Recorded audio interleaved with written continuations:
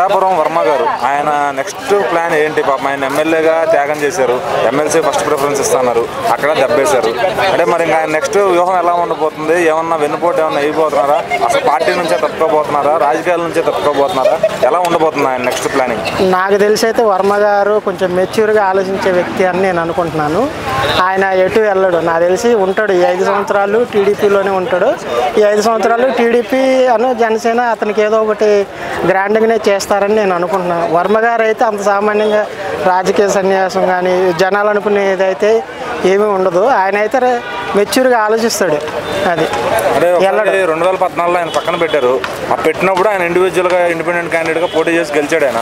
So next time అదే ప్లాన్తో మళ్ళీ ఇండిపెండెంట్గా వెళ్తే అప్పుడు మొత్తానికి మళ్ళీ కూటమి ఓట్లు చేయలే అవకాశం ఉంది కదా? లేదు, అలాంటి సంఘటన అయితే ఏం జరగదు. నాకు తెలిసి ఆయన బయటికైతే వెళ్ళడు. ఎందుకంటే ఇప్పుడు ఉన్న వాతావరణంలోనే ఇటు వైసీపీ కానీ, ఇటు జనసేన కానీ, ఇటు బీజేపీ కానీ, ఇటు టీడీపీ కానీ 4 చాలా టఫ్గా ఉన్నాయి. ఈ సిచ్యువేషన్లో మళ్ళీ ఈయన బయటికి వెళ్ళి గెలిచినా కానీ మళ్ళీ పార్టీలోకి తీసుకోవాల్సి వస్తుంది. ఏదో ఒక పార్టీలోకి వెళ్ళాలి. ఇప్పుడు గెలిచిన వాళ్ళే ఓడిపోయిన వాళ్ళే అటు ఇటు జంప్ అవుతున్నారు. ఈయన మళ్ళీ విడిగా పోయి గెలిచి మళ్ళీ అందులోకే పోవాలి. కాబట్టి ఆయన అయితే అలాంటి తప్పు చేయడు.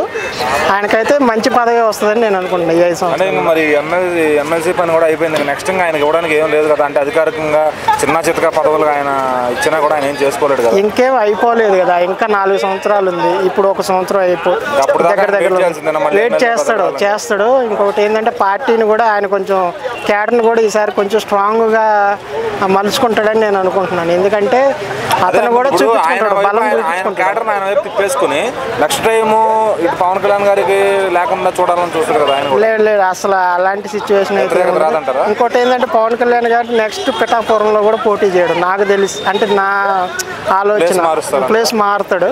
సో ఆయనకైతే ప్రాబ్లం అయితే ఉండదని నేను అనుకుంటున్నాను.